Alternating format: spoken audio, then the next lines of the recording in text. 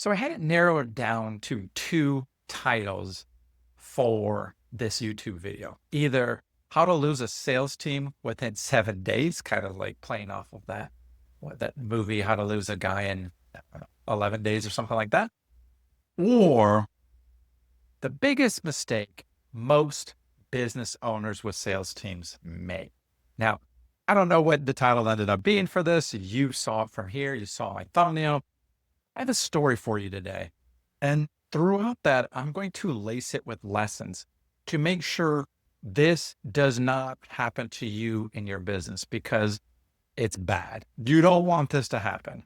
And I see this working in companies. I see this about to happen. I've seen it happen to other companies. I've been on sales teams where I was one of those salespeople, but this time it happened to me. So let's go back to circa 2013, just about roughly in that. And I was in California working for a Paver company, pretty large company. They had lots of offices. I think at the time they had 8 or 9 throughout California and even some other states. And I quickly picked it up. I'd been in sales a long time, good with people, could follow a system. This was a very rigid company. And what I mean by rigid is it's their way or the highway. You do exactly what they say. It's trained this way. And guess what? In a lot of ways, it worked for them. So I can't critique that. And it can work. But this is where the story goes. So I started out as a sales rep, did well. They hired me to be a trainer because that was part of the process to become a sales manager. I was a trainer for a year and then became a sales manager. Did pretty well quickly, but then the office I was in, it always had problems. And it would, they went through the GM, the head guy for that office who oversaw sales and construction constantly. I think the longest person was like 2 years. So that person got pushed out for a variety of reasons. They were checked out. They had lost hope and they didn't really believe it was possible. Well, I think they saw me as like this bright-eyed, bushy-tailed new guy. And they're like, I don't know, nobody else has tried it. Maybe we should just try a younger guy. And so they gave me the job. And I, having been there, realized a lot of the problems. There was a lot of things that I didn't like because I was a salesperson there and then a sales manager. So I knew what needed to be fixed. Now, they were in a place a few hours away.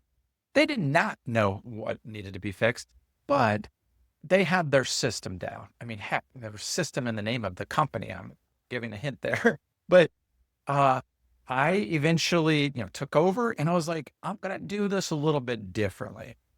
I feel like, I'm 51 now and I can understand what I'm about to say, but the old sales dogs, they can't teach a dog new tricks. Well, there's a lot of truth to that. And it doesn't mean like some older people can't be taught stuff, but their ego is usually very strong on this is the way I do it. And I don't want to do it that way. And there's a track record for that. There's a belief system for that. And I kind of still adhere to that. So at the time I was like, I'm going to hire younger people, which they perceived as very risky because they're like, well, what if they can't sell? And I'm like, we've got a system, but here's the key. I want to build a culture that is different. So it's somewhere that people enjoy working, that it's a team, that people, want to be there and they want to do great things. And for some of the younger people and newer people to sales, they hadn't had great success. At that time, $100,000 was a lot of money to them. They had been making 60, like I could make 100, 150. Are you kidding me? Sign me up. We're like some veterans. We're like, gosh, I'm used to making 150, 180. And you want me to do what? And you want me to do it your way, right? So that's just part of the story. But I'm going to fast forward. I took that office the year before I was there was 1.8 million in sales. And when I left 2 years later, premonition of what's to come, we were at 5 million in sales. Now you would think, gosh, that's great. Look what you did. I mean, there was 1 month we had this contest with all the other branches and we won the contest. We did $1 million in sales in 1 month, which shattered the records there. They didn't think that was possible. But guess what we instilled there is belief and empowerment and a happy culture and a place people wanted to work and they wanted to grow and they wanted to get better. And yes, the byproduct of that was sales, which that's I'm going to be teaching you some things throughout this video. Everybody wants to make more money. The companies, the owners, hey, make more money, more sales, more this, more that. But what foundation is that built upon that's going to attract that situation that allows more money? So I knew what was broken. I fixed that. I hired correctly with sales managers, with the construction team, with the salespeople, and we had this great team. Now, that comes in a friend of mine that I used to know in another sales situation. He used to be my boss somewhere else. And guess what? He was older. And guess what? He had a big ego. And guess what? He thought he knew better. And before long, he started shaking some things up. He started challenging me. But I was able to run that without the rigidity of what the owners, kind of wanted. There wasn't the fear. It wasn't like you're only a closing percentage. You're only your number. Everybody felt valued. They felt like humans. They felt like they belonged. And we invested in them. And because we believed in them, they believed in themselves. Huge. And they saw other people doing well. And so they realized it was possible for them to do well. And some took longer than others. But a lot of these guys, even the ones who started off slow, did really, really well. And I felt like these guys I was mentoring them. They were my friends too. And you say, oh, don't mix business and with pleasure. And, these aren't your employees. But no, they knew how much I cared about them. They knew that, I love those guys. And I'd kind of groomed them. And what ended up happening is the owners of the company started really getting involved. Like, hey, these are great results. They started being like, oh, but hey, this is good. But if you do it our way, it'd be better. And they wanted me to do the old school stuff, the churn and, hey, if they're not at this level, even for a month, you got to let them go. It puts pressure on the other people. You always got to be performing. And their rigidity, their sternness, their pressure, their old school tactics, complete horse shit. I can still it's 13 years later. They quickly, made me start doing some stuff that the team started getting mad at me. And there were some things that happened where I questioned some guys and challenged some guys, and they didn't like it. And the head guy who had been my sales manager, and he went back into sales too, I really pissed him off, and that was not good. And then the friend that I hired that came in, he's getting in all their heads, saying all this stuff, almost riling up the company. So two things, the sales team, two things I want you to know. All it takes is one bad apple to lose your whole team. But also, I'm not pointing fingers. I played a big role in that. Number one, I hired that person. But number two, I let the owners dictate to me how I had built my team, and I didn't stand up to them. And I pulled some of the crap that I hated pulled on me, and some of that old school tactics. And the leader, the guy who was my original friend, who was my sales manager, I called him on some stuff, and he did not like it. He was all about integrity, and it really made him mad. And there was just enough stuff going on in the rest of the team that they started doubting everything. Long story short, they all turned on me, and they ended up going and complaining to the owners. And the owners were always just looking for, I knew it. They could never just see the numbers. They could never see what was there. It was always just oh, pressure, more sales, more sales. And everybody was a number. Everybody was like, what did you do for me yesterday? No loyalty, no value, no meaning. And guess what? The turnover was crazy in this company. And a lot of people would say they were successful. But most people, companies that make that kind of money, say, oh, we're successful. But on the inside, this is the question I have for you. Do people like working at your company? Do people like you? Do people respect you, more importantly? And can you get through the tougher, slower times here and there because of the team you built and the vision you have and the leadership you have, that people are like, I don't want to go somewhere else. I want to be here because you all believed in me, and I'm going to reciprocate that and believe in you all. So I didn't do that. They believed in me. And then when the time came, I didn't take a stand for them and believe in them. and keep that culture. And they turned on me. And so the owners came to me and said, hey, have some concerns. I knew when they fired people that they had this last check. And, the owner of the company comes in, doesn't realize I've seen what that last check looks like. It comes in an overnight envelope. He's got it with him. And I said, hey, said in his first name, is that my last check?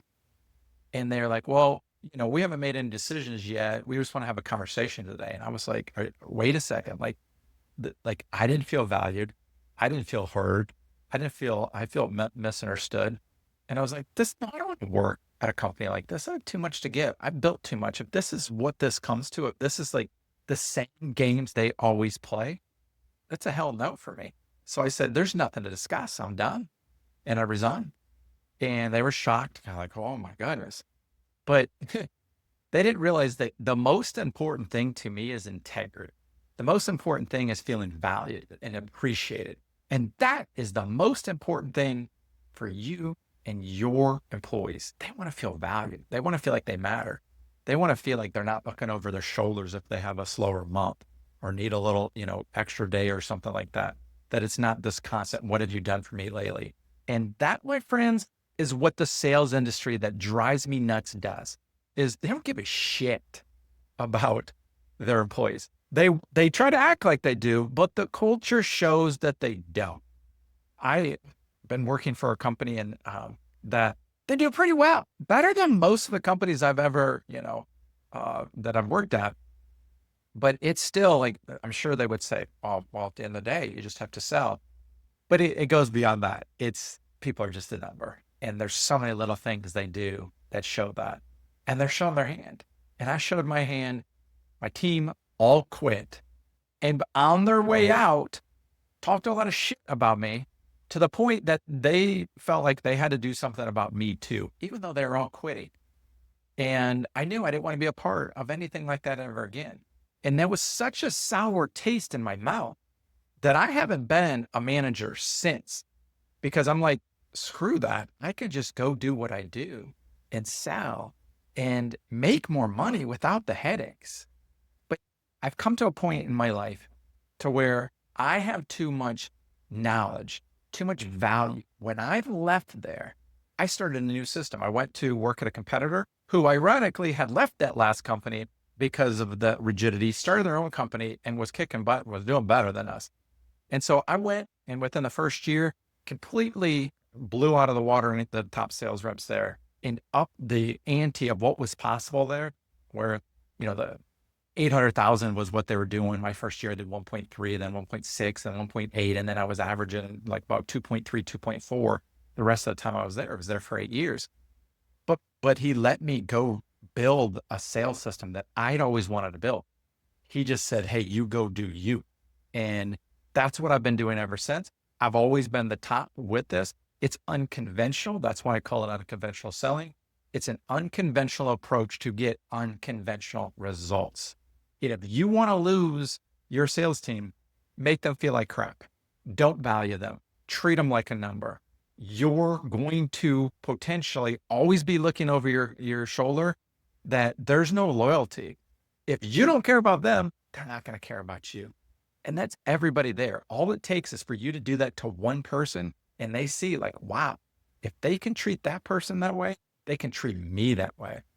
And if you truly want to be a special company, and I know if you're an owner or sales manager, you want to work somewhere that goes beyond just making money. If it's just about making money, it's going to be a grind. It's going to be not very fun. You're going to make everything based on a business decision having to do with the bottom line. And that will come back to bite you.